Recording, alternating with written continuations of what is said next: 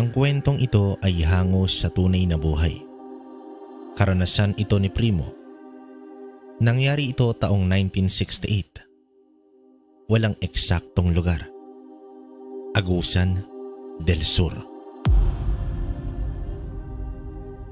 Sa panahong ito, kasagsagan ng mga pagtotroso sa lugar. Nasa edad 14 pa lamang si Primo. Ang kanyang ama ay isang albularyo. Samantala ang kanyang ina ay gumagawa naman ng uling. Si Primo naman ay nangunguha ng mga tira-tirang kahoy upang gawing uling. Ito ang kanyang ginagawa bilang tulong na rin sa kanyang ina. Nag-iisang anak lamang si Primo dahil sa mga sumunod na pagbubuntis ng kanyang ina ay lagi na lamang itong nakukunan. Mahabang lakarin din ang pagpunta ni Primo sa paaralan at dadaan pa ito ng sapa. Kaya naman kalimitan sa mga kababata niya ay tinatamad ng mag-aral gawa nga ng malayo at pahirapan pa kapag tag-ulan.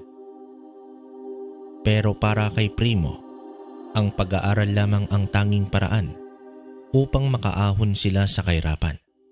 Ang mga kabahayan sa bundok ay magkakalayo at kahit salat sa buhay, ay sagana naman sila sa mga pananim at iba't ibang uri ng hayop. Isang oras din kasi ang bubunuin sa paglalakad papunta sa merkado. Sa araw ng Sabado, araw ito na magbababa sila ng kanilang mga uling patungo sa palengke. Magkatuwang silang pamilya sa paghahatid nito gamit ang kalabaw at kangga nito. Pero kapag tag-ulan ay nakatenga muna ang kanilang produkto dahil sa paglaki ng tubig sa may sapa. Hindi na kasi ito nakakayanan ng kanilang kalabaw. Bilang alternatibo sa kanilang kabuhayan ay naglalako ng mga gulay o di kaya ay kakanin ang kanyang ina. Sa kabila ng pagiging payapa sa kanilang lugar, ay may lihim ang baryo na kadalasan ay sa gabi lamang nalalaman ang pag-iral ng mga masasamang nilalang tulad ng mga aswang. Ang ama ni Primo na si Mang Julio ay nakatutok sa lihim na karunungan. Ito kasi ang kaisa-isang sumpungan ng mga kababaryo sa tuwing nagkakasakit ang mga ito. Nakakatanggap naman sila ng mga pagkain tulad ng gulay, prutas o mga hayop bilang donasyon ng mga nagpapagamot. Ang ama niyang si Julio ay may pinakatatagong bagay ito.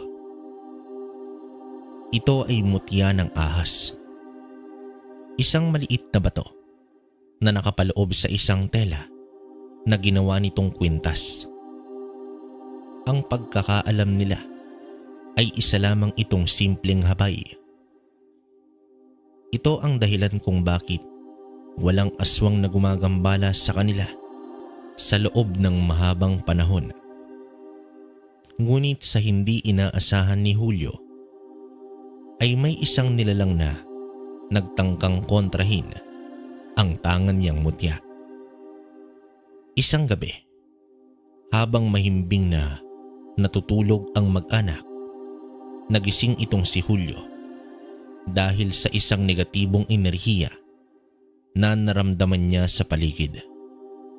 Noong una, akala niya na isa lang itong pagpaparamdam ng mga nilalang ng dilim. Subalit, nagtagal pa ang masamang presensya na animoy. Nag-aabang ito sa kanila. Sa mga ganitong pagkakataon, hindi nakakatulog si Julio hanggat hindi na itataboy ang nilalang. Lumabas ito ng bahay at sinipat ang matinding kadiliman sa paligid. Sa tindi ng presensya ng nilalang na yon, ay binalot ng pangamba ang albularyo. Ramdam na ramdam niya ang isang napakalakas na uri ng nilalang na nasa paligid lamang nila. Sa bahagyang pagsilip ng buwan ay lumiwanag ng konti ang kapaligiran. Payapa noon ang paligid. Gayon din ang mga puno. Sumasabay ang mga dahon sa mahinang ihip ng hangin. Sa patuloy niyang pagsipat ay bumulaga sa kanya ang imahe ng isang nilalang na nakapatong sa isang malaking sanga. Nanlaki ang mga mata ni Julio dahil ang nakita niya ay isang gabunan. Kumabog ang kanyang dibdib at marahan siyang pumasok ng bahay. Sumandal ito sa pinto at nakaramdam ng matinding panganib. Hindi naman mapigilan ni Julio ang takot dahil sa isang karanasan niya sa gabunan. Ito pa lamang ang pangalawang beses na nakasilay siya ng ganitong nilalang at ang unang beses ay noong kabataan pa niya at hindi pa siya isang ganap na albularyo. Pinaslang ng gabunan ang kanyang mga magulang habang siya ay iniligtas ng kanyang lolo na pinagmanahan niya sa kanyang pagiging albularyo. Muli namang bumalik sa alaala nito ang mapait niyang karanasan. Ang pagpapakita ng gabunan ay isang napakasamang pangitain. Ito ang uri ng nilalang na tahimik ngunit napakabagsik. Kailangan ng mataas na antas ng karunungan upang maramdaman ang presensya ng nilalang na ito. Sa mismong sala ng bahay, nagsagawa ng ritual si Julio sa gabing yun. Ritual ng malakas na poder para sa kanyang pamilya. Habang inuusal ni Julio ang orasyon na iyon, naramdaman niya ang paglundag ng nilalang sa lupa. Napadilat si Julio at pilit inuusal ang mga orasyon. Ang bawat hakbang ng nilalang ay tila nagpapayanig sa kanyang mundo. Nakaluhod si Julio habang nakaharap sa pinto.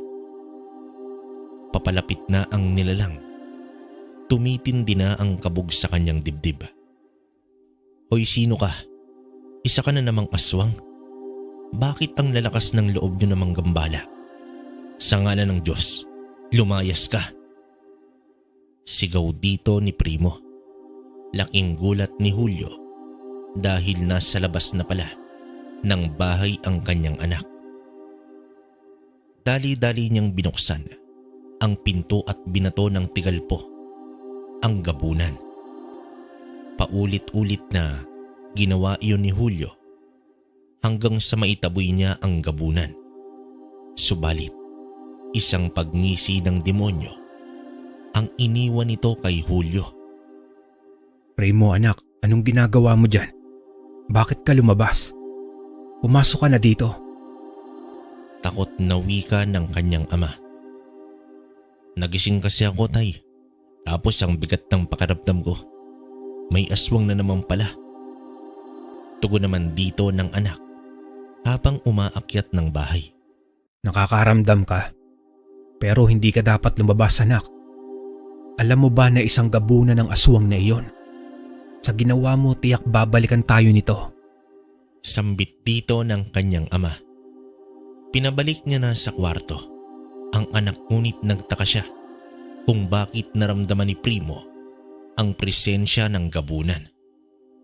Matapos ang pangyayari ay hindi na nakatulog si Julio. Pagsapit ng umaga ay sinipat niyang maigi ang paligid. Ramdam pa rin niya ang bakas ng nilalang. Aminado siya na natakot siya sa gabunan. Alam niya na kahit papaano ay may panlaban siya nito, pero hindi talaga maiwasan ang bumalik na matinding pagkasindak niya sa gabunan dulot ng alaala sa kanyang nakaraan. Sa pagpapatuloy ng kanilang buhay, habang nasa gubat ang mag-ina at gumagawa ng uling ay nagpaalam muna itong si Primo upang manguha ng mga kahoy upang gawing panggatong. Samantala ang kanyang ina ay naroon lang nakabantay sa pinapausukang mga kahoy. Dala ni Primo ang kapirasong sanga upang gawing panghawi sa mga damo at pang-iwas na rin sa mga ahas. Habang nakasukbit naman sa kanyang tagiliran ang kanyang itak, sa kanyang paglalakad ay nakakita siya ng isang lalaki na nakatayo naman sa tabi ng isang puno. Matalim ang titig nito sa kanya. Sa bawat bagong mukha na nakikita ni Primo ay tinuturing niya itong panganib dulot na rin sa karanasan nila sa mga uri ng aswang. Bumagal naman ang kanyang paghakbang at gumante ng titig sa lalaki. Determinado ang binatilyo na makipagtitigan sa isang estranghero. Kumunot naman ang noo ng lalaki at umiwas ito ng tingin. Bigla itong tumakbo papalayo. Hahabulin pa sana ni Primo, ngunit nasa pangpang na pala ang bahaging yon. Nagtaka naman ito kung saan na napunta ang lalaki. Isang oras ang lumipas ay bumalik na siya sa kanyang ina. Bitbit ang mga tuyong sanga ng puno. Tinakpan nila ng maigi ang usok at bukas na nila babalikan ang mga uling. Naikwento niya sa kanyang ina ang tungkol sa lalaki at laking gulat naman ito. Binalaan niya ang anak na wag nang gagawin ulit ang makipagtitigan sa isang estranghero. Sa pag-uwi nila sa bahay, nadatnan nila ang iilang mga kapitbahay na nagkukumpulan sa may bakuran. Pinag-uusapan ng mga ito ang nawawalang mga alagang hayop tulad ng baboy at mga kambing. Hindi masyadong umiimik itong si Julio, pero may hinala na siya kung sino ang may pakana ng pagkawala ng mga hayop sa kanilang lugar. Walang iba kundi ang gabunan. Isa itong babala para sa isang lugar na nais pagharian ng isang nilalang. Matalino ang gabunan. Inuunti-unti nito ang paglalagay ng salot sa isang lugar hanggang sa hindi na lamang namamalayan ng mga tao na binabalot na ng lagim ang kanilang tirahan. Upang maiwasan ang takot, hindi na muna nagsalita si Julio patungkol sa gabunang nakita niya. Kinabukasan ay umalis si Julio dahil may pupuntahan daw na kaibigan. Inutusan naman ni Susan ang anak na tingnan ang mga uling at patay na ang siga nito. Sa pagbaybay niya sa kagubatan ay may napansin si Primo sa gilid ng isang puno na tila may gumagalaw. Tila umaalon ang bahaging yon. Agad naman siyang nagtago at sinipat ang puno. Sa hindi inaasahan ay may lumabas na wangis ng isang babae na kulay berde ang balat. Ang mahabang buhok nito ay tila gawa sa mga baging. Pero maamo ang mukha nito. Nakikipaglaro ang nilalang sa mga paru-parong lumalapit dito. Sa itsura ng nilalang ay hindi ito tao. Nagpatuloy ang nilalang sa pakikipaglaro at nawala itong bigla nang lumagpas sa isang puno. Sinilip ng maigi ni Primo kung nasaan na ito hanggang sa may malamig na boses ang bumulong sa kanya at binanggit ang kanyang pangalan. Halos manigas si Primo nang nasa harap niya na mismo ang babaeng yon. Tumawa ito na tila natuwa sa reaksyon ng binatilyo. Sino ka? Nauutal na tanong dito ni Primo. Nagpatuloy sa pagtawa ang babae at umiikot-ikot pa ito hanggang sa may iniabot siya kay Primo. Isang ugat ng puno na tila kulay lila. Nanginginig pa si Primo na abutin ito. Nang makuha niya ang ugat ay nagpatuloy ang nilalang sa pagsayaw sa hangin hanggang sa tuluyan na itong lumayo at naglaho. Kinurap-kurap ni Primo ang kanyang mga mata dahil tila isang diwata ang kanyang nakaharap. Pero alam niyang hindi iyon panaginip dahil hawak niya ang ugat na ibinigay nito. Nagpalingalinga sa paligid si Primo at tumakbo na upang puntahan ang ginagawang uling. Matapos niyang gawin ang utos ng ina ay umuwi na ito. Kailangan muna kasing palamigin pa ang mga uling na yon bago nila ito isilid sa mga sako. Habang naglalakad siya pa uwi ay nakatitig lamang siya sa ugat na nasa kanyang kamay. Para itong ube, ngunit hindi naman iyon bunga. Isang tipikal na ugat ngunit kakaiba ang kulay nito. Kung isang diwata nga ang nagbigay sa kanya, ibig sabihin may kapangyarihan ang ugat na iyon. Kinahapunan ay dumating na rin ang ama ni Primo. May dala itong dalawang mahabang itak. Habang hinahasa ng ama ang mga sandatang iyon ay lumapit si Primo. "Itay, naniniwala po ba kayo sa mga diwata? Ano po ang itsura nila? Nakakita ka na ba ng diwata, Itay?"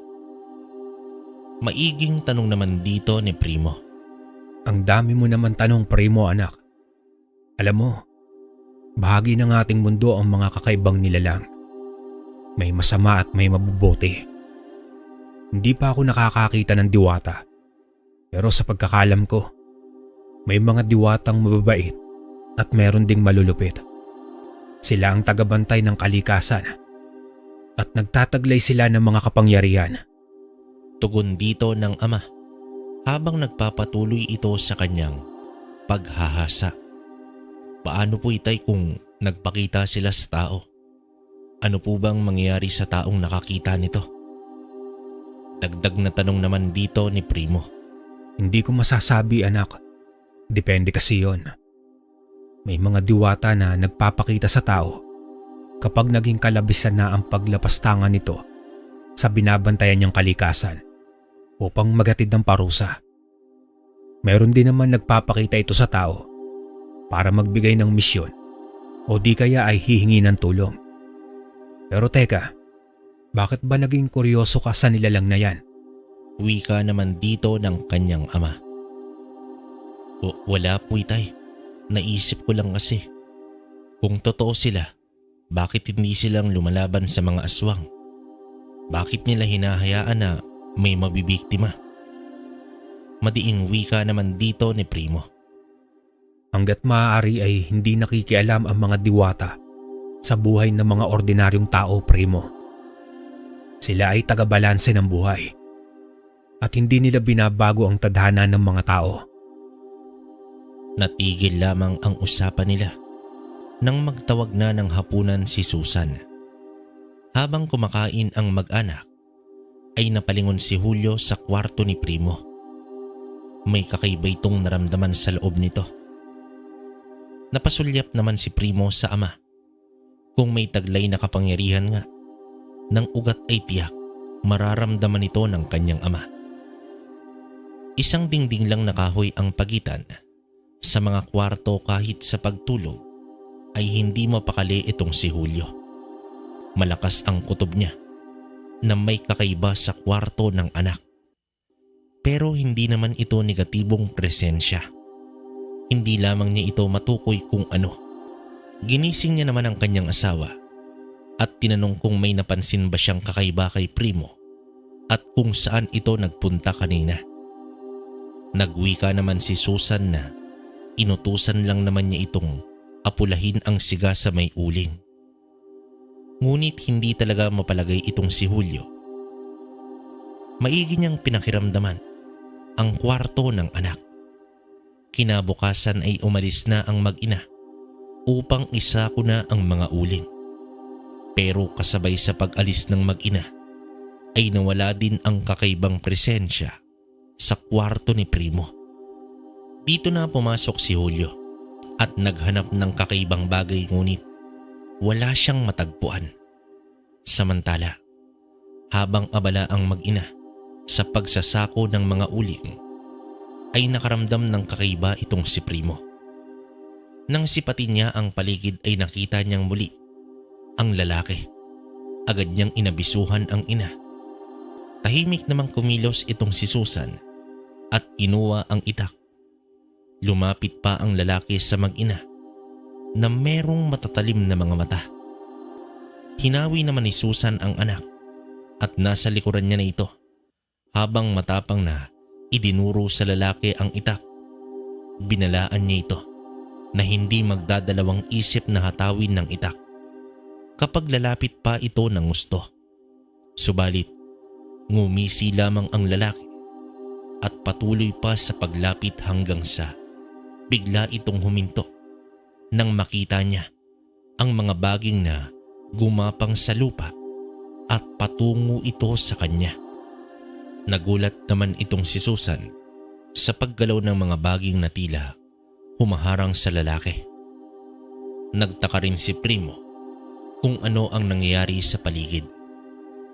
Gumuhit ang galit sa mga mata ng lalaki habang nakatitig ito kay Primo. Patuloy pa rin sa pagsisigaw ang ina at pinapaalis ang nilalang na yon. Nang umalis na ito, ay dali-dali na silang nagkarga ng mga uling sa kangga ng kalabaw. Sumakay na si Susan sa kalabaw habang si Primo ay nasa kangga. Iniisip niya ang mga baging kanina. Napahawak siya sa ugat na nasa kanyang bulsa. Hinala niya, ito ang may kagagawan ng may wagang ugat na binigay ng diwata. Bumakas naman sa mga labi ni Primo ang ngiti niya. Napagtanto niya na isang proteksyon ang natanggap niya mula sa nilalang na iyon. Sa kanyang puso ay lubos siyang nagpapasalamat sa diwata. Inilagak niya na ang 3 sako ng uling sa may silong at tinakpan ng mga dahon ng saging upang hindi mabasa kung sakaling umulan. Samantala, habang ginagamot ni Julio ang isang pasyente, ay hindi niya maiwasang mapatingin sa anak na pumasok ito mula sa may kusina. Alam niyang may kakaibang nangyari kay Primo. Nang matapos ang gamutan, ay nagkwentuhan muna sila sa ama ng pasyente na kaibigan ni Julio. Inilahad niya sa kaibigan na nabati ang kanyang anak at maayos na ito. Matapos ito ay nilapitan niya ang anak habang nagpapatuka ng mga manok. Primo anak, handa na ba ang mga uling para ibaba natin yan bukas? Mabuti at ilang araw nang hindi umuulan. Mababaw lang ang tubig sa sapa ngayon. Panimula dito ng kanyang ama. Oo nga tay, siya nga pala tay. May isang lalaki kanina na pilit lumapit sa amin ni nanay. Mabuti na lang matapang si nanay at napaalis niyang lalaking yun.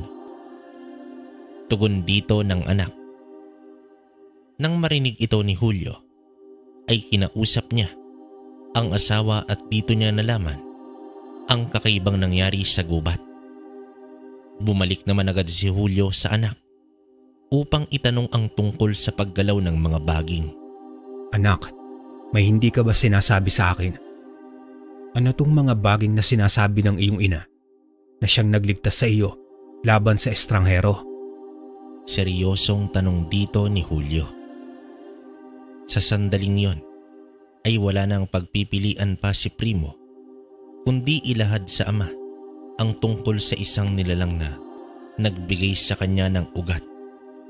Nang makita ito ni Julio ay ganoon na lamang ang pagkagulat niya.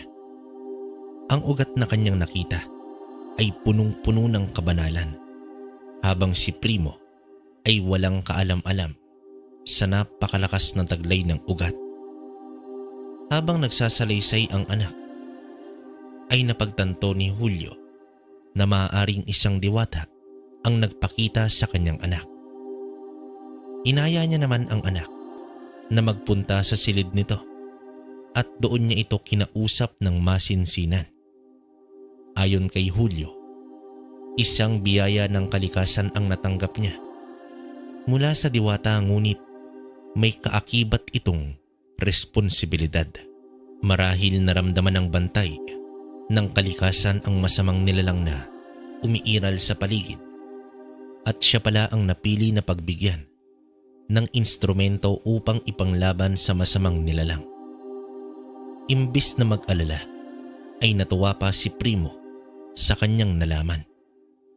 Habang inilalahad ni Primo ang kagalakan, ay napahawak si Julio sa kanyang mutya. Mabuti pa ang anak ko ni hindi man lang nakaramdam ng takot at bigat sa landas na ipinagkaloob ng kalikasan sa kanya. Samantalang ako, walang lakas ng loob na gamitin ang aking mutya na pandigma. Wika naman ni Julio sa kanyang sarili. Gayunpaman, ang pagkawala ng mga alagang hayop sa kanilang lugar ay mas lumala pa. Hindi maiwasan ni Susan na mag-alala.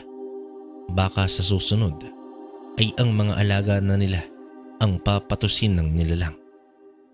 Inabisuhan naman ni Julio ang asawa na hindi iyon kailanman mangyayari. Kinabukasan ay bumaba ng bundok ang mag-anak upang ihatid sa palengke ang kanilang mga uling. Habang binabaybay nila ang daan, damang-dama ni Julio ang malakas na poder na dulot ng mahiwagang ugat. Sa pagdating nila sa merkado, ay umabot na din pala sa mga karatig baryo ang misteryosong pagkawala ng mga alagang hayop ng mga tao. Bagay na ikinagalit naman dito ni Julio. Bakas sa mga mukha ng nawalan ang labis na panghihinayang. Sa mga alagang hayop kasi sila nakaasa upang mabuhay sa pang-araw-araw. Hindi na tama ang nangyayari. Kumilos na ang gabunan sa pagbibigay salot sa kanilang baryo. Sumagi naman sa isipan niya ang lalaking nakaharap ng kanyang mag-ina, at dahil dito ay inabisuhan muna niya ang mag-ina na itigil muna ang paggawa ng uling. Bumili na lamang si Susan ng mga sangkap para sa gagawing kakanin upang may mailalako. Kinagabihan sa mismong araw na iyon ay hindi na mapakali itong si Julio, habang ang anak ay naglalaro pa ng lastiko sa may sala. Hindi niya lubos maisip na ang isang bata ay pinagkalooban ng mabigat na responsibilidad ng kalikasan. Pero hindi tumututol si Julio nito dahil alam niya na hindi ito ibibigay sa anak kung walang dahilan ang diwata. Primo anak, matulog na tayo. Maaga ka pa bukas upang tulungan ng nanay mo sa paggawa ng kakanin. Wika naman dito ni Julio. Sumabay na si Primo sa paglalako ng ina habang papunta ito ng paaralan. Sa labas din ng paaralan ang tungo ng ina, ngunit pinauna niya ang anak dahil dadaan pa ito sa kabahayan upang mag-alok ng paninda. Sabay nang umuwi ng bahay sina Susan at Primo. Matyagang naghintay ang ina sa paglabas ng kanyang anak sa paaralan. Sa kanilang pagtahak sa bundok, pauwi ay muling nagpakita ang lalaki. Ngunit sa pagkakataong ito ay si Primo na ang humarap. Kinuyom niya ang mga kamao at matapang na tumitig sa lalaki. Magandang hapon sa inyo. Pagpasensyaan niyo na ako noong nakaraang araw. Bago lang kasi ako sa lugar. O nga pala si Anselmo. Hindi mo kami maluloko. Alam kong hindi ka ordinaryong tao.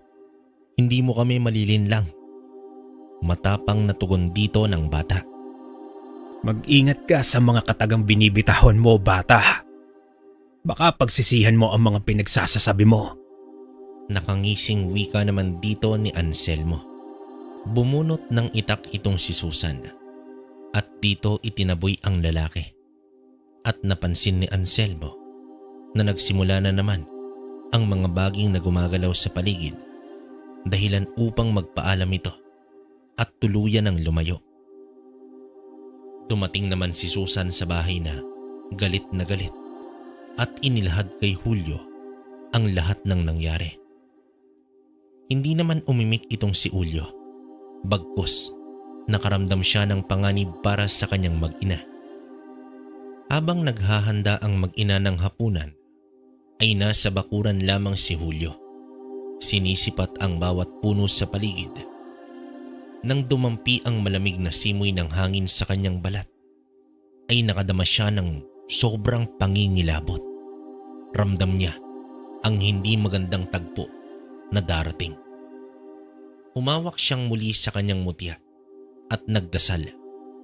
Nakaramdam ng pagsisisi si Julio kung bakit hindi niya itinuon ang kanyang oras sa pagiging isang andingero. Bagkus, mas pinili niya ang ituon ang sarili sa panggagamot. Sa loob ng mahabang panahon ay hinayaan lamang niya ang mutya ng ahas na matulog. Pero kung kinakailangan ay gigisingin niya ang nakatagong taglay ng kanyang mutya. Sa paglalim pa ng gabi ay hindi pa rin makatulog ang albularyo. Nanatili ito sa balkonahe habang dinadama ang lamig ng gabi. Isang payapa at maganda ang tanawin sa ilalim ng buwan. Sa likod ng mga puno sa tapat ng kanilang bahay ay naroroon ang malawak na lunti ang mga damo na nahahawi sa pagdaan ng hangin. Pero sa likod ng magandang tanawin ay may nagbabadyang panganib. Habang nakatanaw si Julio, sa paligid ay nabuo ang imahe ng isang nilalang na malayang nakatayo sa malawak na damuhan. Isang malaking nilalang na may maputi at mahabang buhok, ang gabunan. Muli itong nagpakita sa kanya sa di kalayuan. Nakatayo lamang ito na tila naghihintay na lapitan niya. Humawak naman si Julio sa kanyang kwintas at pinulot ang itak sa gilid. Marahan siyang naglakad papunta sa may damuhan at humarap ito sa gabunan. Ikaw ba si Anselmo? Ano ang pakay mo sa lugar na ito, gabunan? Malumanay na tanong dito ng albularyo. Ang dahilan ba ng itak na yan ay upang labanan ako? Nakangiting sambit naman dito ng gabunan. Nakadepende yon kung ano ang magiging galaw mo. Alam kong ikaw ang may dahilan sa pagkawala ng mga alagang hayop sa lugar na ito. Nakikiusap ako sa iyo. Lubayan mo ang aming baryo. Wika naman dito ng albularyo. Ang lugar na ito ay perpekto upang paglagakan ng aking lahi. At ayaw kong may humaharang sa aking daan patungo sa tagumpay. Tugon pa dito ng gabunan. Kung ganon, hindi kita atrasan. Lilipulin ko ang mga alagad mo at maging ikaw, gabunan. Matapang na tugon dito ni Julio. Kung iyan ang nais mo, tao, sige lang. Nakangising wika ng gabunan. Matapos magsalita ng gabunan, ay kumislap ang napakaraming mata sa paligid. Isa-isang nagsilabasan ang mga asbo na alagad ni Anselmo. Sa dami nito ay napapatras ng mabagal ang albularyo, habang ang gabunan ay lumundag papalayo at balak lang manood sa laban. Humawak na ng mahigpit si Julio sa kanyang itak. Nag-usal na rin ito ng karagdagang poder sa katawan. Papalapit na ang mga naglalaway na asbo na may mahinang pag-angil. Tanging buwan lamang ang saksi sa tagpong yon. Dito na tumakbo ang mga aswang papasugod kay Julio nang bigla namang umulan ng asin. Dito napaatras ang mga asbo. May iilan na umusok ang katawan dahil natamaan ito ng asin. "Itay, huwag kang mag-alala. Nandito na ako," sigaw ni Primo habang patakbong lumalapit sa kanyang ama. Anong ginagawa mo dito, Primo? Bumalik ka na sa bahay. Utos naman dito ni Julio. Subalit sa itsura ng anak ay wala itong balak na umatras. Hawak pa nito ang isang itak. Umangil ang mga aswang at muling sumugod sa kanila. Nang biglang sumugod rin si Primo at matapang na hinarap ang mga naglalakihang aso na kung tumayo ay mas matangkad pa sa kanya. Nagulat naman itong si Julio sa ipinakitang tapang ng kanyang anak. Bilang suporta ay nagpakawala ng tigalpo ang ama nito habang walang takot na inuundayan ng taga ni Primo ang mga aswang na lumalapit sa kanila. May napansin si Julio sa kilos ng mga aswang. Tila nagdadalawang isip ito na umatake kay Primo. Marahil, gawa ito ng ugat na nagmula sa diwata.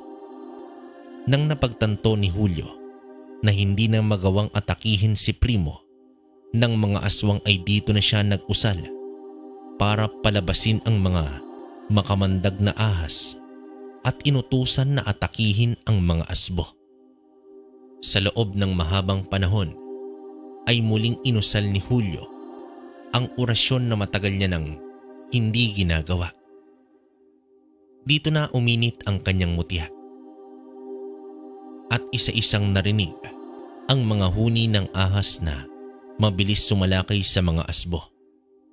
Nagulat naman si Primo at napatakbo pa dahil sa pag-iwas sa mga makamandag na ahas.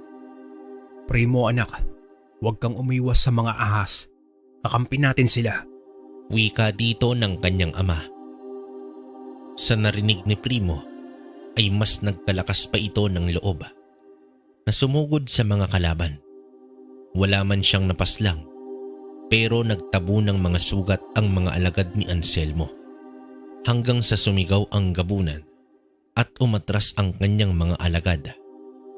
Nag-uumpisa pa lamang ako.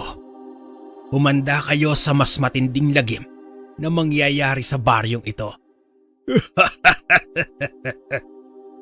Tumatawang tumakas si Anselmo kasama naman ang kanyang mga alipores. "Mga duwag, bumalik kayo dito." Hamon pa dito ni Primo. Anak, tara na. Bumalik na tayo sa bahay. Sambit naman dito ng kanyang ama. "Itay, hindi ko alam na kaya niyo palang magtawag ng mga ahas." Tanong ni Primo habang naglalakad pabalik. Sa pagdating nila sa bahay, doon na ipinakita ni Julio ang kanyang trabungko ng ahas sa kanyang anak. Matagal niya na itong inilihim pero dahil sa katapangan ni Primo ay nagkaroon siya ng lakas ng loob upang gamitin na ang kanyang natatagong kaalaman. Sa isip ni Julio, panahon na upang kumilos siya at harapin ang bangungot ng nakaraan. Inilahad din niya sa anak kung bakit wala na itong nakagis ng lolo at lola mula sa kanya. "Huwag po kayong mag-alala, tay. Sa tulong ng diwata, lalabanan natin si Anselmo." Seryosong wika dito ni Primo. Sa lumipas na mga araw ay naging maayos ang baryo hanggang sa may mga tao nang nawawala. 2 pamilya agad ang nawala ng mag-anak sa hindi maipaliwanag na dahilan. Ayon sa mga ito, inutusan lamang daw na mag-igib sa may sapa at hindi na ito nakabalik pa. Ang isa naman ay nagsisibak lang daw ng kahoy sa likod bahay at bigla na lang daw natahimik at hindi na nila ito matagpuan pa. Bilang albularyo, humingi ng tulong ang mga nawalan kay Julio. Pero tinapat nito ang mga tao na hindi siya sigurado kung mahanap pa ba nila ang mga nawawala. Tulad ng pagkawala ng mga alagang hayop, ito rin ang naging tadhana ng mga taong biktima. Sa mga sandaling yon, sinabi na ni Julio ang pag-iral ng gabunan sa kanilang baryo. Inabisuhan niya ang mga tao na maglagay ng pangontra sa bawat sulok ng tahanan. Sumangguni rin sila sa pinuno ng baryo na magsagawa ng pagpupulong para kontrahin ang mga aswang sa lugar. Bago naman matapos ang araw, naging handa na ang mga tao sa posibleng pag-atake ng mga aswang. Bago tumakip ang dilim sa paligid, ay nagbahagi ng ilang usal. Pantigal po si Julio sa kanyang anak. Sa gabing yun ay nagpakita kay Primo ang diwata sa kanyang panaginip. Dinala siya nito sa isang lugar kung saan naroroon si Anselmo. Ang lugar na iyon ay nasa kabilang bundok kung saan may malalim na pangpang ang pagitan. Ang pangpang na iyon ay dito niya unang nakita si Anselmo na biglang naglaho. Kinabukasan, tandang-tanda pa ni Primo ang itinurong lugar ng diwata sa kanya. Ibinahagi niya ito sa kanyang ama. Ayon naman kay Julio, walang taong nagnanais tahakin ang lugar na iyon. Bukod sa malalim na pangpang, ay kailangan pang bumaba ng bundok upang mapuntahan lamang ang lugar na iyon, at nababalot din daw ito ng misteryo. Ayon sa kinakalakihan niyang kwento, mismong si Julio ay hindi pa nagagawi sa kabilang bundok. Gawa nga ng malikot na pag-iisip ni Primo, ay naging interesado siya sa lugar na iyon. Habang wala ang ama sa bahay, ay nagpaalam siya sa kanyang ina na mangahoy sa gubat. Nagsasalita pa noon si Susan dahil ayaw niyang paalisin ang kanyang anak, ngunit wala na ito ng kanyang lingunin. Tinahak ng bata ang pampang kung saan tanaw niya ang kabilang bundok. Sinipat niya ang kahabaan nito, ngunit wala siyang makitang daanang patawid sa kabila. Dala ang mga sulo na gawa sa dahon ng niyog at isang itak. Sinubukan niyang maghanap ng paraan upang makatawid hanggang sa napansin niya na nagsigalawan ang mga damo at nakita niya ang mga baging na unti-unting dumadami at gumagapang ito patungo sa kabilang pangpang. Laking tuwa niya nang unti-unting nabuo ang isang tulay na baging. Dito nagpasalamat siya sa ugat na kanyang dala na nasa kanyang bulsa. Inapapa niya kung matibay na ba ang nabuong tulay. Kasing tigas na ito ng mga bato at malaya siyang makatawid sa kabilang bundok. Tingnan natin ngayon mga demonyo kayo sa gagawin ko. Matapang na sambit ni Primo sa kanyang sarili. Muli niyang inisip ang daan na nasa panaginip at binaybay niya ito. Tirik na tirik pa ang araw, kaya naman bentahin niya ito laban sa mga aswang. Sa halos kalahating paglalakad ay natanaw niya ang isang maliit na komunidad at tiyak siya na ito na ang lugar ni Anselmo. Napakatahimik habang minamanmanan muna niya ang buong kapaligiran. Pumulot pa ito ng bato at ibinato sa isa sa mga kubo. Nang mapansin niyang walang katao-tao sa lugar, ay lumapit siya dito at dito niya nalanghap ang napakabahong amoy. Sa patuloy niyang pagsipat sa lugar na iyon, bumulaga naman sa kanya ang dalawang katawan ng tao na tila ibinibilad pa sa araw. Pugot na ang mga ulo nito at tiyak siyang ito ang mga nawawalang tao sa kanilang baryo. Gumuhit sa itsura ng bata ang galit at pagkaawa sa mga biktima. May 8 maliliit na kubo ang naroroon na purong yari naman sa kugon. Kinuha ni Primo ang sulo at sinindihan Lakas loob siyang tumakbo at sinindihan ang bawat kubong madaanan. Ang dating tahimik na lugar ay nabalot ng sigawan. Nagsilundagan ang mga aswang sa mga nasusunog na kubo. At kahit ang kubo mismo ni Anselmo ay nagliyab na rin. Lapastangan kang bobwet ka! Huliin siya! Galit na utos dito ni Anselmo. Tumayo naman si Primo sa bukana ng lugar habang hawak ang dalawang sulok. Alam niyang hindi makakalapit sa kanya ang mga aswang. Hindi rin kasi ito makakapagpalit ng anyo dahil tanging sa gabi lamang nagagawa ito ng mga asbo. Pero may taglay na kakaibang lakas at bilis pa rin ang mga ito. Inihagis ni Primo ang mga sulok at inilabas niya ang ugat. Dahil sa kanyang ginawa ay nasindak at napaatras ang mga nilalang. Kahit si Anselmo ay nanlaki ang mga mata dahil sa kanyang nakita. Ang ugat ng buhay! Papaano mo na pa sa kamay iyan, bata? Gulat na tanong dito ng gabunan. Wala ka nang pakialam doon.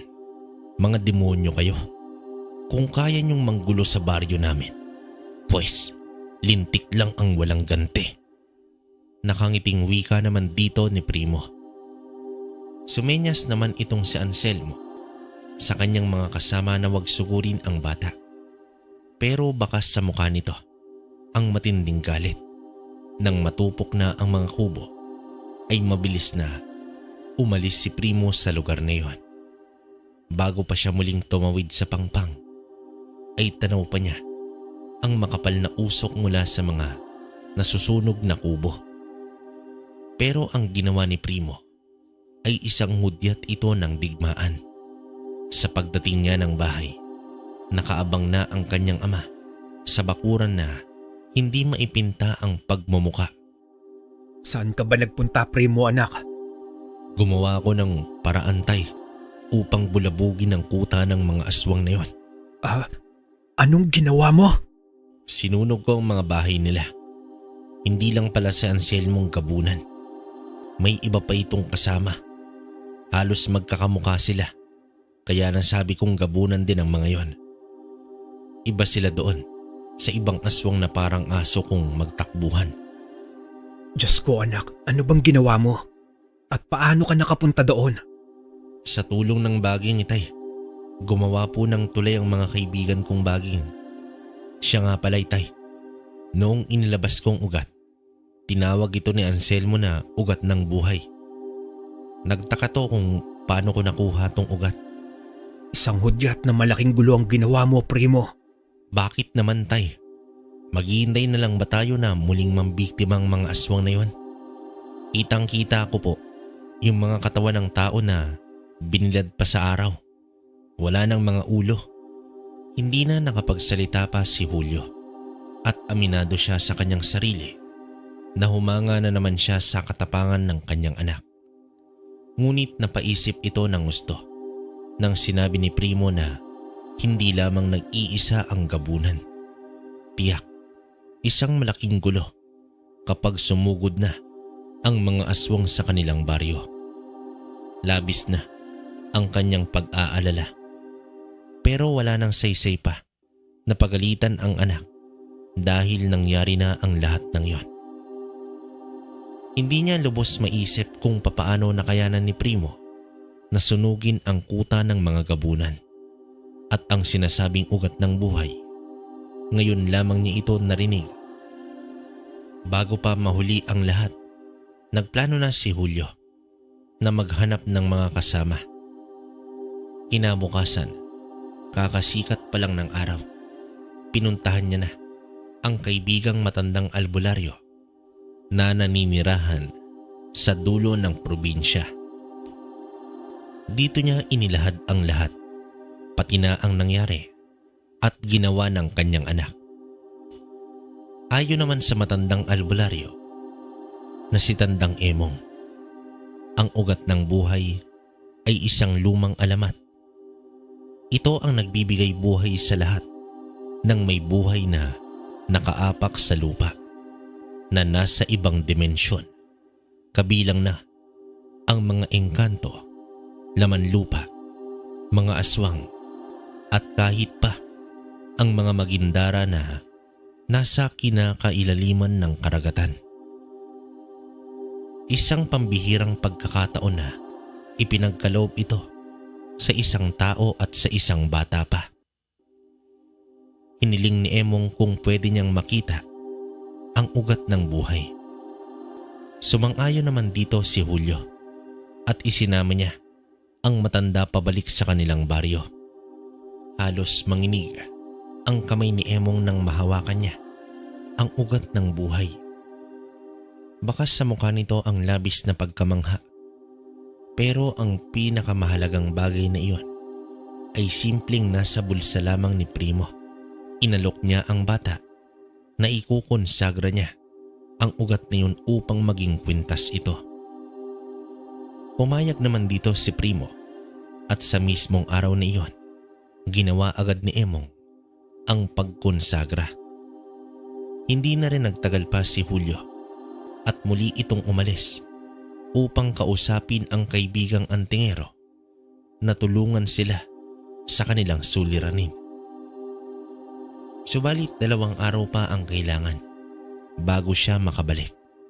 Inabisuhan niya naman si Emong na huwag mag-alala dahil siya na ang bahala sa pamilya nito. Ngunit sa unang gabi pa lamang ni Emong sa bahay ni Julio ay nagparamdam na ang mga aswang. Nagbigay daan si Primo na ipagamit muna sa matanda ang kanyang silid habang nasa lapag ng sala ng bahay na tulog. Sa paglabas ni Emong, nakita niya si Primo na nakasilip sa may siwang. Sumenyas naman ito sa matanda na may 3 aswang na nasa paligid. Napangiti naman ang albularyo sa bilis ni Primo na malaman agad kung ilang kaaway ang nasa labas. Alam na kasi ito agad ni Emong kung ilan ang nakapalibot na mga aswang. Ano bata? Kakayanin mo ba sila? 3 asbo? Kayang-kaya ko sila, tandang Emong. Ano pa ang hinihintay mo? Lumabas ka na! Pagwari ay biglang binuksan ni Primo ang pinto ng bahay at bumaba agad ito. Nasa harapan niya ang 2 asbo at nasipat naman niya ang isa na nakadistansya sa likuran ng mga kasama. Marahang lumapit si Primo at napapaatras ang mga nilalang na iyon. Umangil ang isang asbo na nasa likuran. Pahiwatig na sugurin nila ang bata. Sabay na nilundagan ng 2 aswang si Primo. Sinalubong niya ito ng taga at natapyas ang paa habang nadaga na naman siya ng isa pa. Ngunit tila nakuryente ang asbo nang madikit ito sa katawan ng bata. Agad naman itong umiwas ngunit nahawakan ni Primo ang balahibo sa ulo nito at buong lakas na sinuntok ang aswang. Tila yumanig ang matinding lakas ng binata na nagpabagsak agad sa aswang na iyon. Habang ang isa pa ay sumugod muli at umamba ng kagat. Naisalag ni Primo ang bisig at nakagat ito ng aswang. Ngunit ang matalim na pangil nito ay hindi man lang nakasugat sa balat ni Primo. Sinakal ng bata ang aswang at napanganga ito ng lubos. Laking gulat na lamang ni Emong nang dukutin at hinila ni Primo ang dila ng aswang kasama na ang lalamunan nito dahilan sa kamatayan ng nilalang. Mabilis na tumayo si Primo at hinarap ng isa pa. Umaangil ito ngunit nagbabadya ng umatras. Subalit pumulupot ang mga baging sa katawan nito. Dito na nagpupumiglas ang aswang na iyon at umatungal ito ng gusto. Ngunit sa ilang segundo lang ay parang latang nayupi ang katawan ng aswang na iyon dahil sa higpit ng mga baging na pumulupot sa katawan nito. Bagsak ang 3 asbo na wala man lang ginawa si Emong. Tanging pagkamangha na lamang ang namutawi sa kanya nang makita ang ginawa ng bata. Isang maliit at patpatin na bata lamang itong si Primo, pero ang taglay niyang lakas ay hindi naman akma sa kanyang katawan. Ito pala ang taglay ng ugat ng buhay.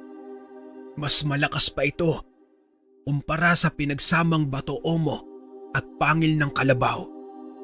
Ano, Tandang Emong? Ayos ba? Oo. Kaya mo naman palang lumaban. Naunang pumasok ang bata sa bahay at batid ni Emong na walang ideya si Primo sa taglay niyang lakas. Tila nagliliyab na kapangyarihang kanan ang nakikita ni Emong sa katawan ng 14 anyos. Sa pagdating ng kanyang ama ay kasama na nito ang antingerong si Solomon.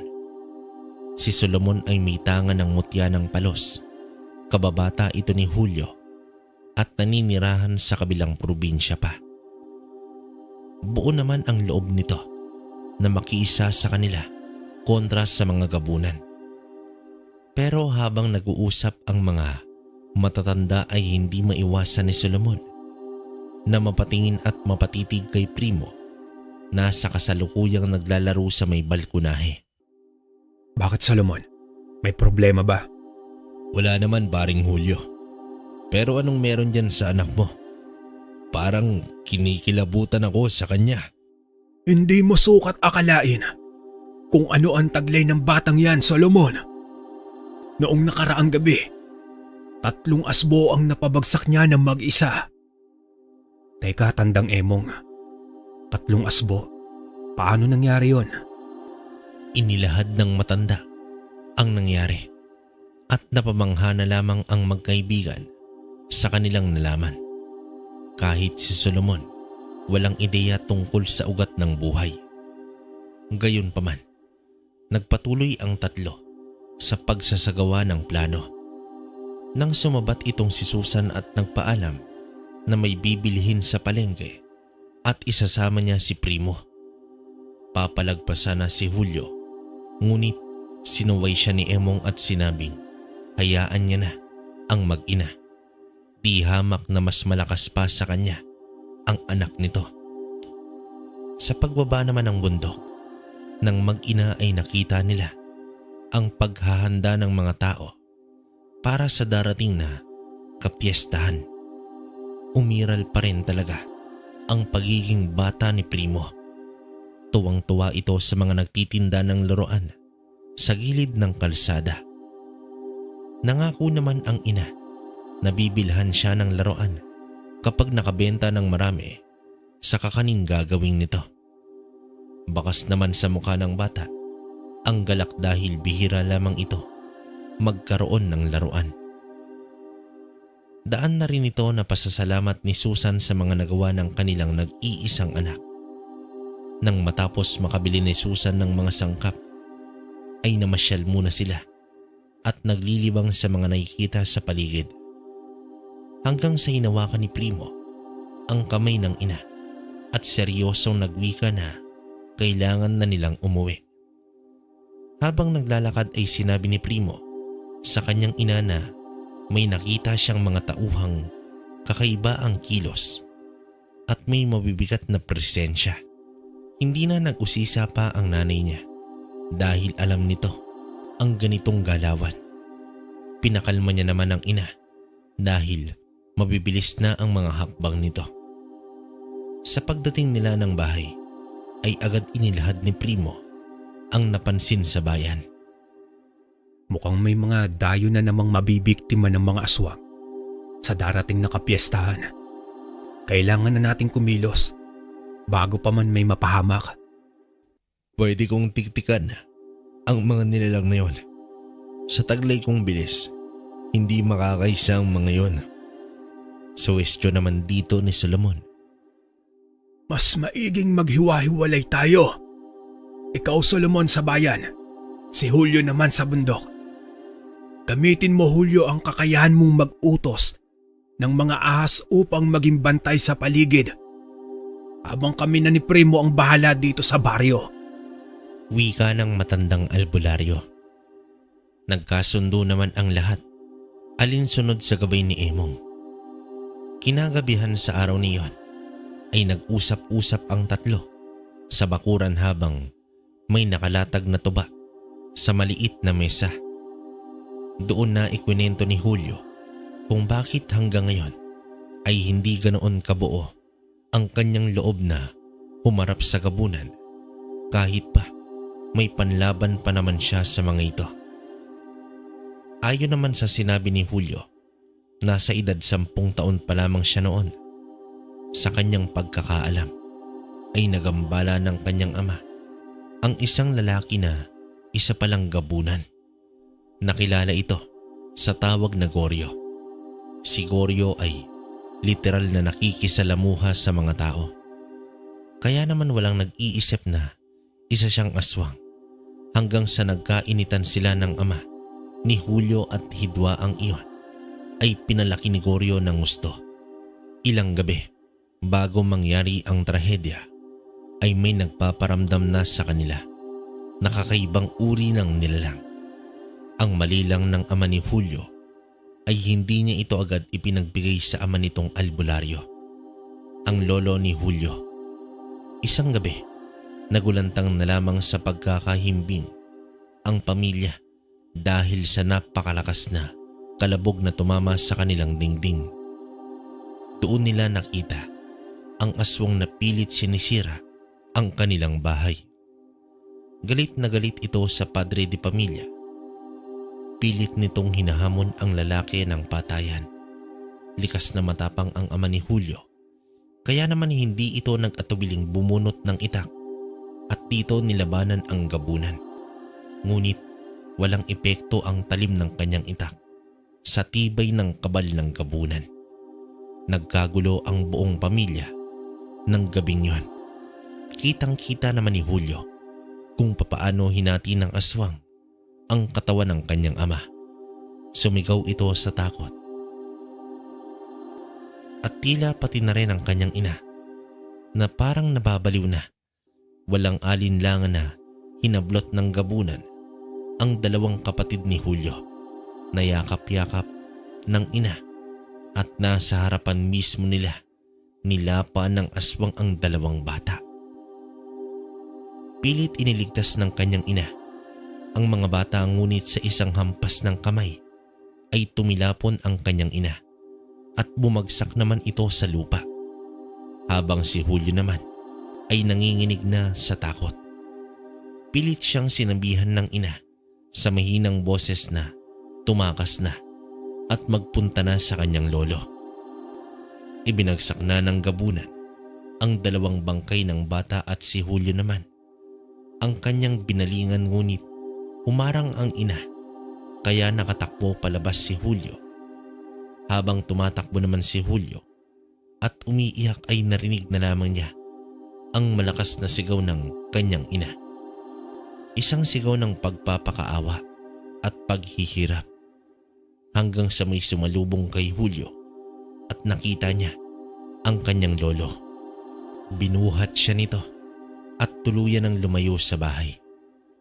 Hindi naman naging madali sa batang Julio ang malagim na sinapit ng kanyang pamilya. Gabi-gabi siyang binabangungot at ito din ang dahilan kung bakit niya niyakap ang lihim na karunungan ng kanyang lolong albularyo. Pero sa kabila ng pagkakaroon niya ng karunungan ay hindi naalis sa kanyang pagkatao ang takot na naranasan hanggang sa pagtanda nito. Isang trahedya sa kanyang buhay na gawa ng isang gabunan. Mabuti na lamang ay namana ni Primo ang tapang ng kanyang ama at maging malaking pakinabang ito para kay Julio. Iba talaga ang dulot ng murang kaisipan dahil nadadala ito kahit sa pagtanda. Huwag kang mag-alala, Julio. Magtiwala at lakasan mo lamang ang loob mo. Ang tangan mo na mutya ng ahas ay isang malakas na bertud na bigay ng kalikasan. Kaisa mo kami sa iyong laban. Wika ni Emong habang tinatapik sa balikat si Julio. Narinig ni Primo ang kwento ng kanyang ama. Ngayon, Lubos niya nang naiintindihan kung bakit sa loob ng mahabang panahon ay may pag-aalinlangan ang kanyang ama sa mga aswang. Samantala, sumapit na ang araw ng piyesta. Karamihan sa mga tao sa baryo ay bumaba ng bayan upang makilahok sa kasiyahan. Pagpatak ng alas 5 ng hapon ay umusad na ang grupo ni Emong. Pumesto na sila sa nakatalagang posisyon. Ilang minuto pa lamang ay nakasipat na ng aswang itong si Solomon. Lihim niya naman itong sinundan habang si Julio ay nagpakalat na ng mga ahas sa bundok. Nakaupo ito sa isang damuhan sa gubat at nag-umpisang mag-orasyon. Sa bahay naman nila Primo ay isinuot ni Emong ang kwintas ng San Benito kay Susan bilang proteksyon nito. Inabisuhan niya si Primo na manatili muna sa labas ng bahay habang ang matandang albularyo ay nagpalipad hangin na ng mga usal. Sa pamamagitan nito ay mahati ang atensyon ng mga aswang kung may balak itong mambiktima ng tao. Pagtakip ng dilim sa paligid ay nagpausok si Emong ng makabuhay. Nagdadasal at nagbabanggit ng mga kataga sa ibang wika. Si Primo naman ay pinakikiramdaman ng paligid. Sa pwesto ni Solomon ay bumalot na rin ang dilim, ngunit mas kasiyahan ng mga tao ang naging matindi sa pagsapit ng dilim. Walang kamalay-malay ang mga tao sa nagbabadyang panganib. Kaya naman todo bantay si Solomon sa paligid. Ilang aswang na rin ang kanyang nakita. Hanggang sa nakita niya ang isang lalaking aswang na may kinakausap na kababaihan.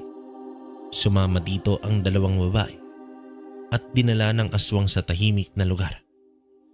Ngunit biglang sumulpot itong si Solomon sa harapan ng aswang at hinawakan nito ang balikat at hinila ng malakas.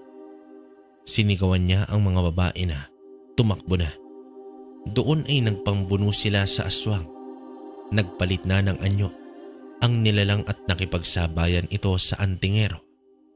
Sa gitna ng laban, dumating ang mga kasama nito na nasa anyuna ng aso. Ang paghaharap na iyon ay isa palang bitag para sa mga aswang. Nagpahabol sa mga aswang itong si Solomon at dinala sa bundok. Ang mga asbong humahabol sa kanya ay isa-isang inatake ng mga makakamandag na ahas na pinakalat ni Julio. Nanigas at naghihingalo na ang mga aswang at dito na ito tuluyan na nawala. Matapos nito, bumalik na siya sa bayan upang ituloy ang pagbabantay. Samantala, habang nasa gubat si Julio, ay naramdaman niya ang presensya ng isang gabunan. Huminga siya ng malalim dahil sa muling pagkakataon ay haharap na naman siya sa isang gabunan. Inaalala niya ang payo ni Tandang Emong. Ang laban na ito ay hindi lang sa gabunan, kundi maging sa kanyang sarili. Ngayon ay wala ng Primo na tutulong sa kanya, kaya haharapin niya itong mag-isa. Magbabayad ng malaki ang anak mo sa paglusob niya sa aming nayon. At sa'yo ko ito uumpisa na. Wika ni Anselmo sa malalim na boses. Ano ang pakiramdam na naisang kayo ng isang bata? Hindi ba yun malaking sampal sa inyo bilang isa sa pinakamalakas na aswang? Nakangiting tugon naman dito ni Julio. Ang mga salitang yon ay nagpaigting pa sa galit ni Anselmo. Umangil ang gabunan ng napakalakas at tumingala ito sa buwan. Tila humigop ito ng lakas.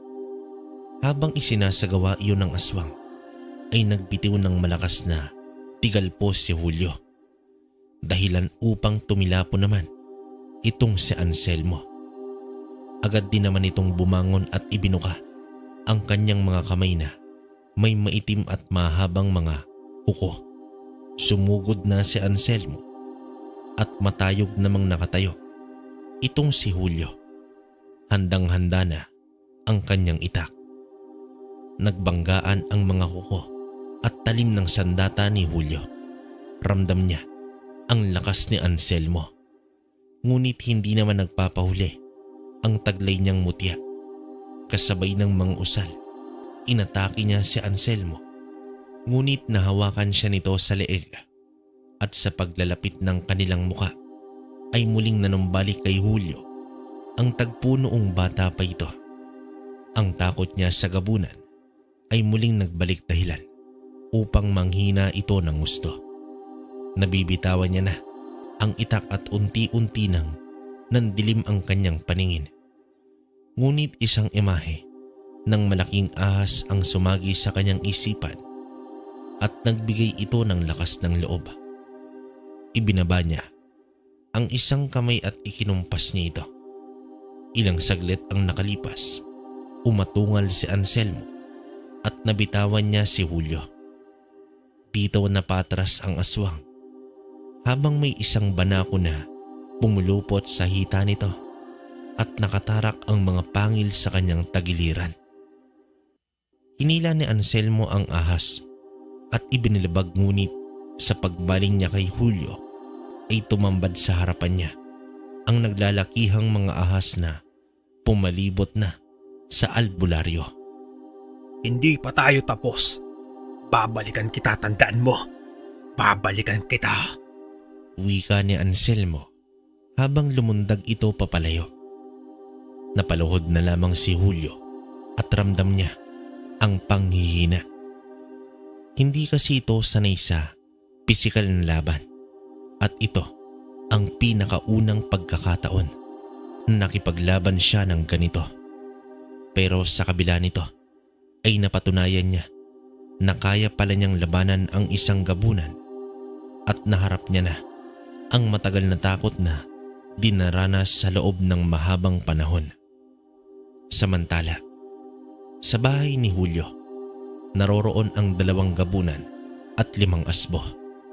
Si Susan naman ay walang tigil sa pagdadasal sa loob ng kwarto.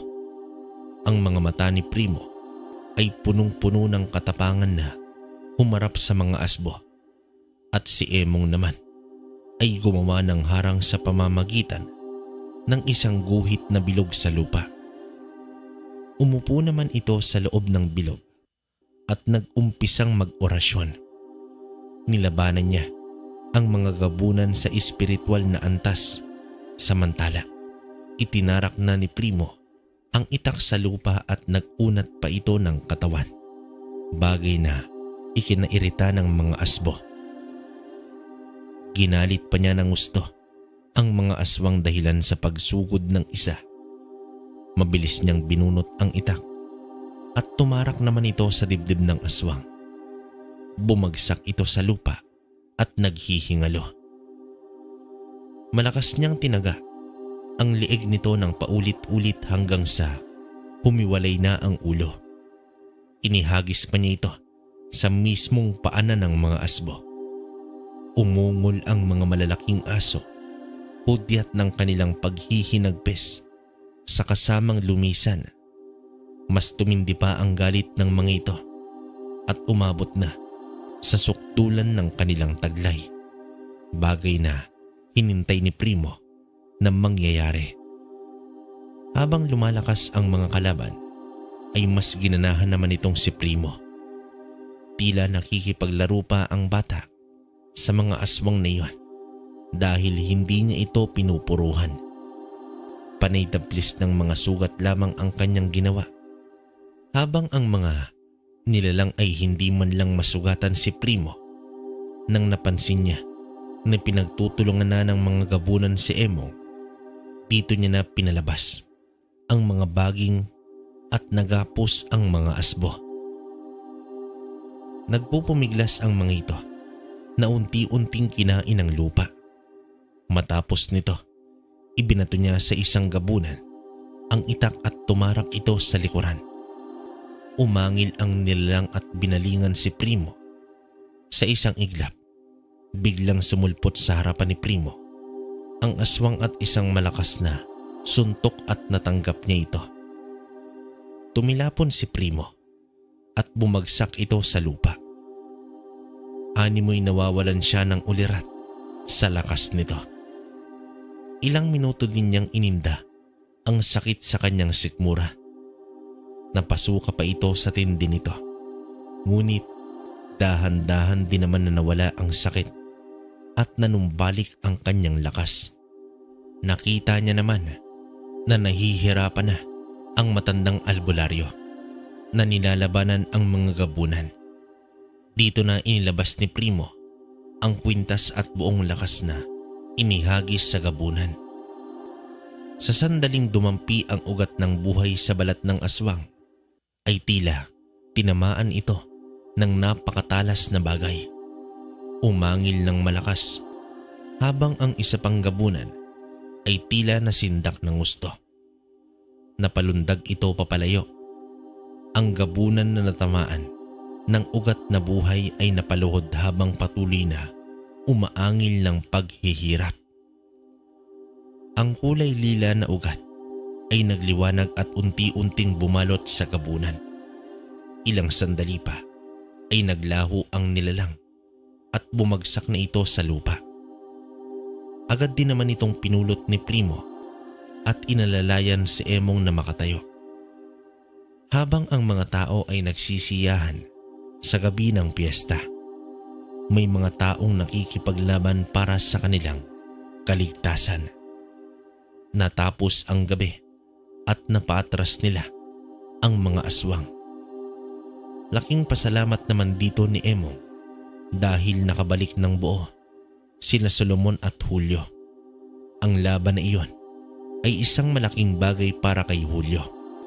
Natalo na ang takot sa gabunan na lumukob sa kanyang sarili sa napakahabang panahon.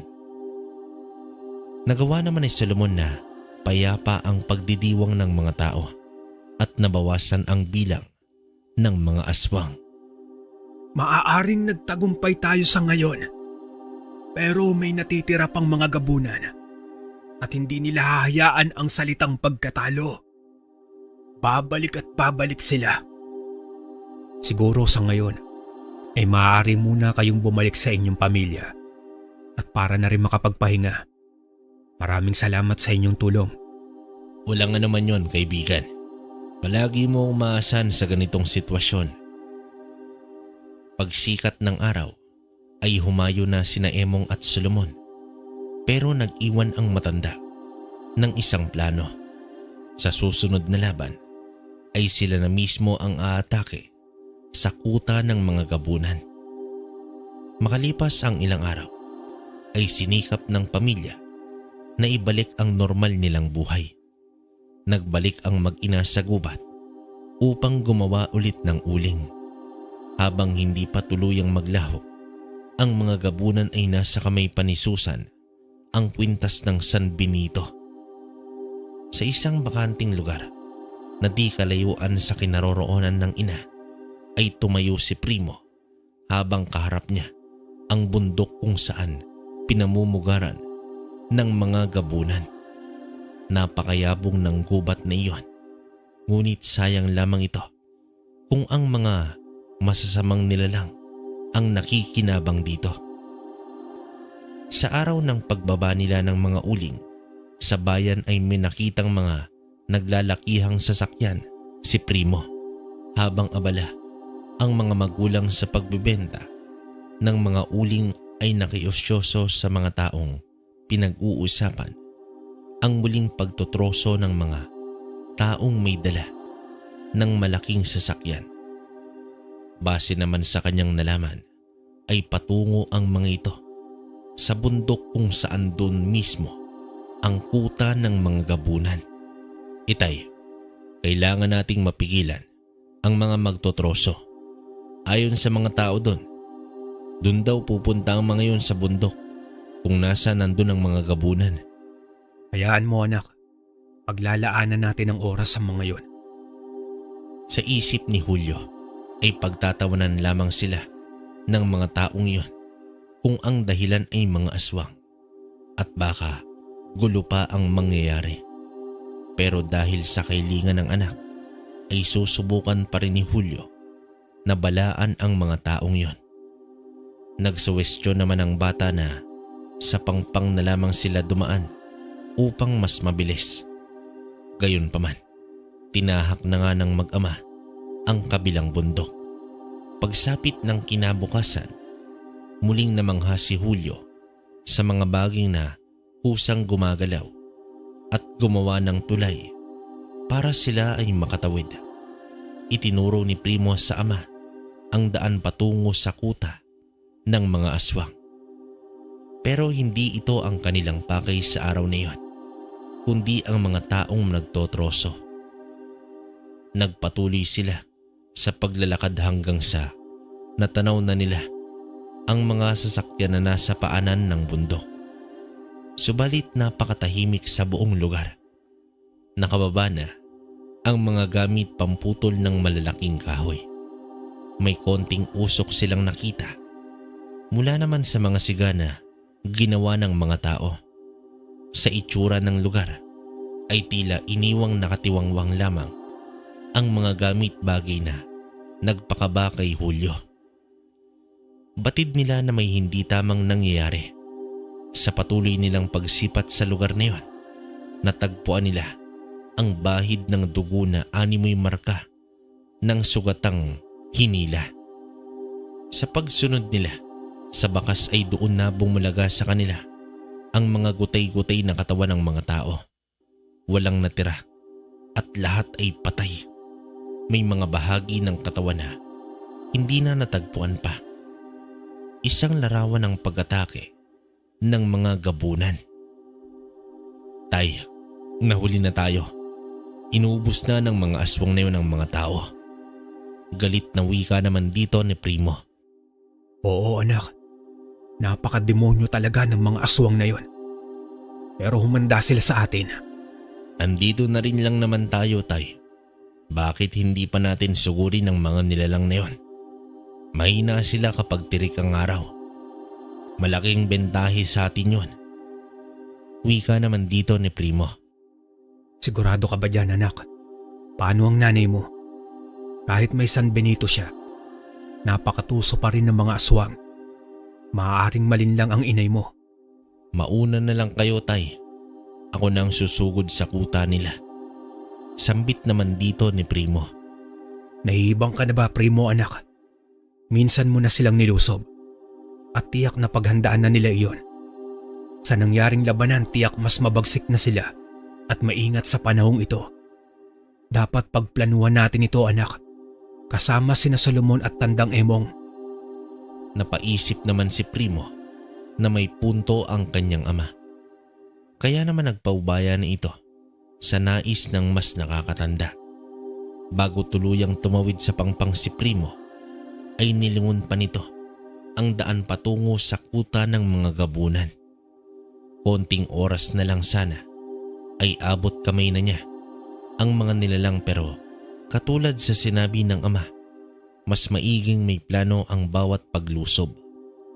Nagkasundo ang mag-ama na bukas ay susunduin niya na ang kanyang mga kasangga. Mahuhuli muna siya dahil malayo pa si Solomon. Papaunahin na lamang niya si Tandang Emong.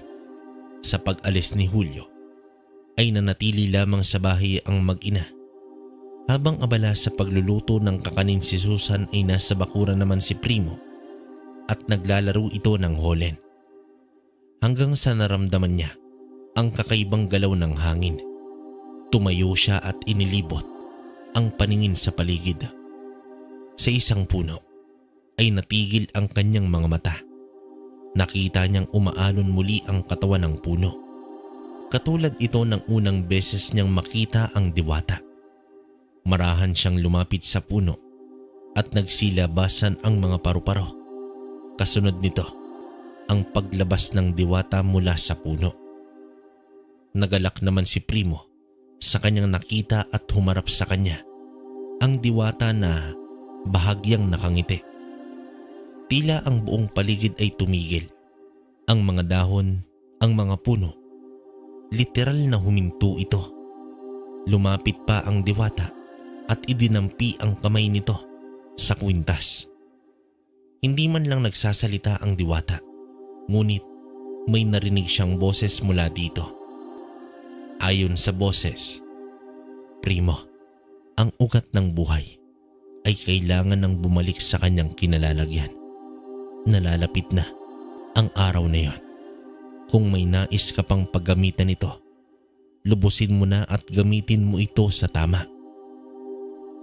Matapos ang boses na iyon, ay humakbang paatras ang diwata hanggang sa naglaho ito ng dahan-dahan at ang galaw ng mundo ay muling nanumbalik sa normal. Sa mga salitang narinig ng bata ay nakaramdam siya ng pagkalungkot. Hinawakan niya ang ugat ng buhay at naging matamlay ang mukha nito. Buong akala niya habang buhay niya na itong mapapas sa kanya. Ngunit pansamantala lamang pala. Nag-isip ng malalim si Primo. Sa murang kakayahan nito ay pilit niyang iniintindi ang bagay na meron siya ay hiniram lamang mula sa kalikasan at kailangan itong ibalik. Muling gumuhit ang tapang sa itsura ni Primo at ipinangako sa kanyang sarili na hindi na muling lalaban at tatapusin niya na ang mga gabunan. Dumating na si Tandang Emong, isang masayang pagbati ang sinalubong ni Primo. May mga dalang gamit si Emong na puro mga sangkap sa mga ritual. Halatang isang malaking laban ang pinaghahandaan ng matandang albularyo. Makalipas pa ang isang araw ay sabay namang dumating si Julio at Solomon. Dito na inilahad nila ang nangyari sa mga magtotroso. Kawawang mga kaluluwa. Pero kabayaran na rin nila ito sa ilegal at walang pakundangan sa pagputol ng mga puno sa kabundukan. Masaklap nga lang nakaparusahan ang kanilang natamo. Malungkot na wika naman dito ng matanda. Sa kanilang patuloy na pagpaplano ay walang pinagsabihan si Primo tungkol sa ugat ng buhay. Ngunit sa unang pagkakataon ay siya ang magiging gabay dahil siya lang ang nakakaalam sa kinaroroonan ng kuta. Kinabukasan ay inihatid muna ni Julio ang asawa sa bayan. Doon muna ito mananatili sa bahay ng kaibigan hanggang sa makabalik sila. Mas maiging may kasama si Susan habang wala pa sila. Sa kanilang pagpapatuloy ay dumako na nga sila sa malalim na pangpang. Sa muli ay ipinamalas ni Primo ang paggawa ng tulay ng mga baging. Pumatak na ang 4:00 ng hapon nang tumigil si Primo bilang nasa unahan. Itinuro niya ang mismong kuta ng mga aswang.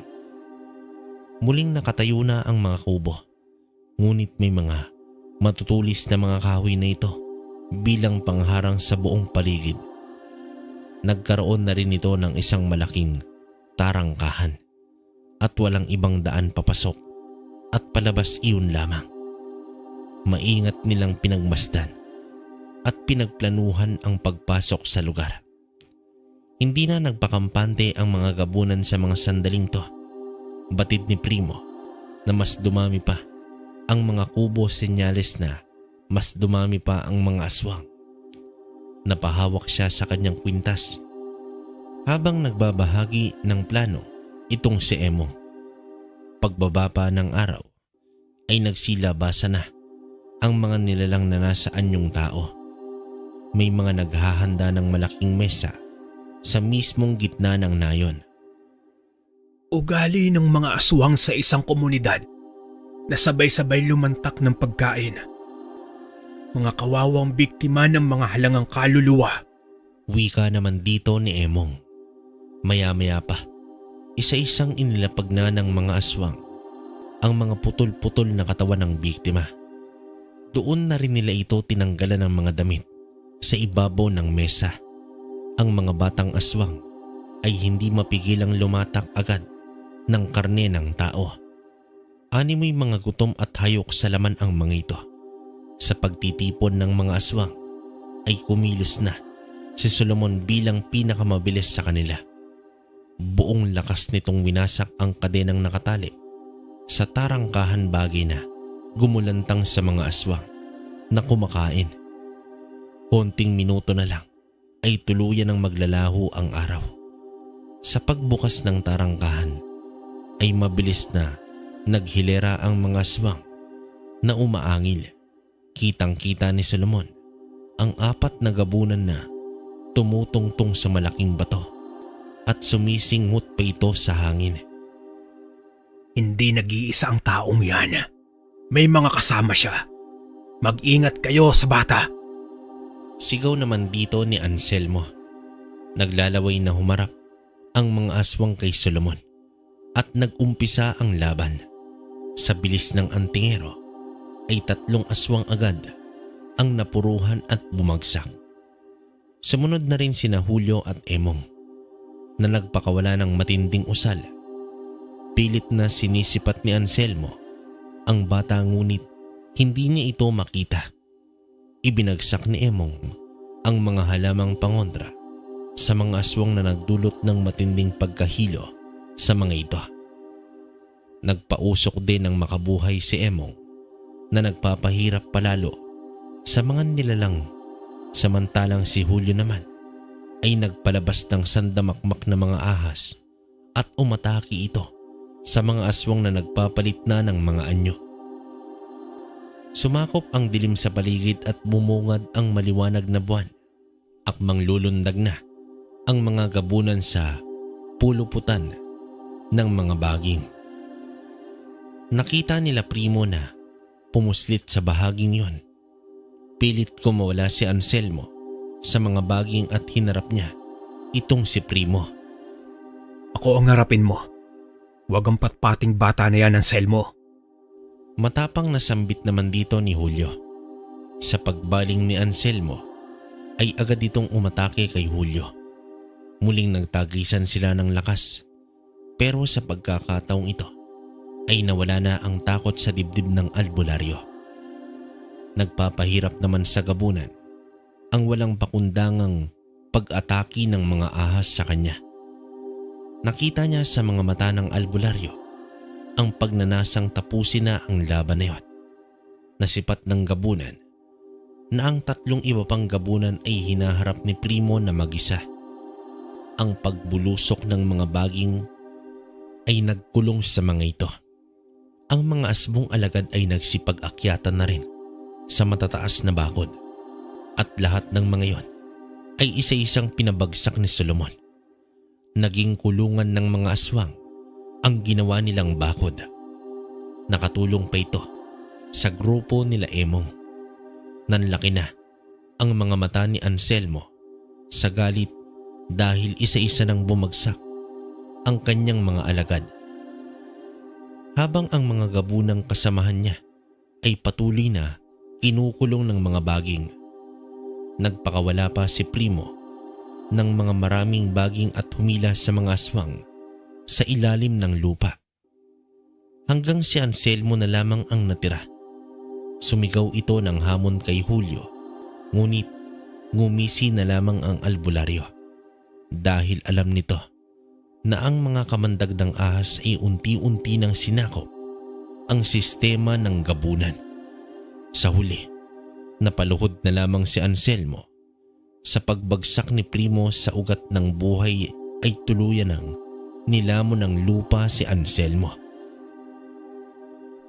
Naging madugo, ngunit nagtagumpay muli ang kabutihan laban sa kadiliman.